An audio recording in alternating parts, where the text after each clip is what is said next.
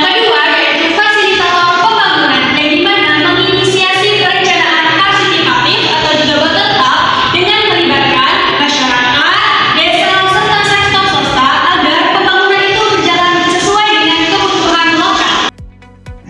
Yang ketiga, regulator dan pengawas. Negara membuat regulasi, menata sistem pembangunan, serta memperkuat upaya anti korupsi agar pembangunan berjalan terarah dan transparan. Implementasi awal. Yang pertama, penyedia infrastruktur dan layanan. Pemerintah membuat infrastruktur seperti jalan, fasilitas sosial, serta layanan publik seperti pendidikan dan kesehatan untuk mendukung mobilitas dan kegiatan ekonomi masyarakat. Yang kedua, sebagai pengelola ekonomi makro, negara mengelola kebijakan fiskal, mendorong pertumbuhan UMKM serta berupaya untuk mengurangi ketimpangan sosial dan juga ekonomi.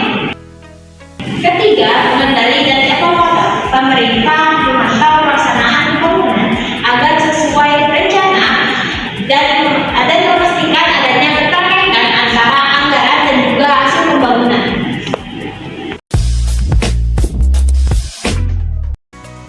Jadi dapat kita simpulkan bahwa dalam era otonomi daerah, pemerintah daerah memiliki peran penting yakni mengelola sumber daya lokal dan juga menyusun pembangunan sesuai dengan karakteristik wilayahnya.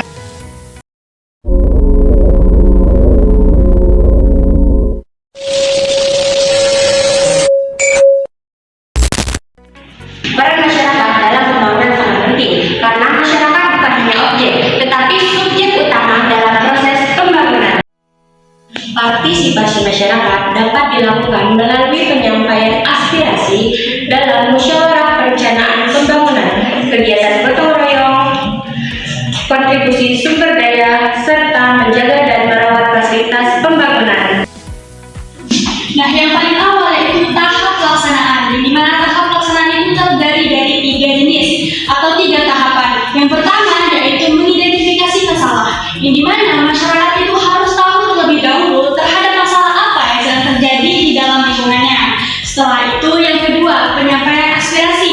Nah, masyarakat itu harus menyampaikan ide dan juga kebutuhan pembangunan apa yang mereka butuhkan dalam pembangunan tersebut melalui forum musyawarah perencanaan pembangunan. Nah, dan yang ketiga atau yang terakhir yaitu penyampaian keputusan.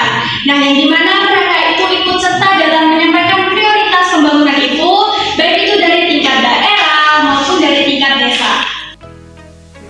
Yang kedua itu ada tahap pelaksanaan.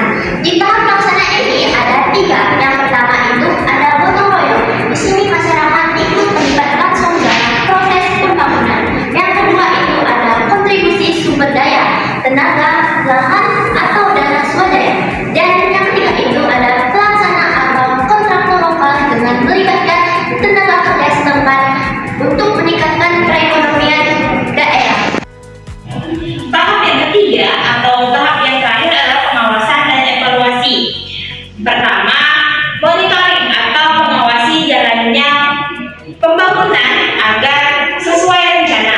Yang kedua, yakni memberikan masukan berupa saran ataupun kritik terhadap hasil dari pembangunan. Yang ketiga,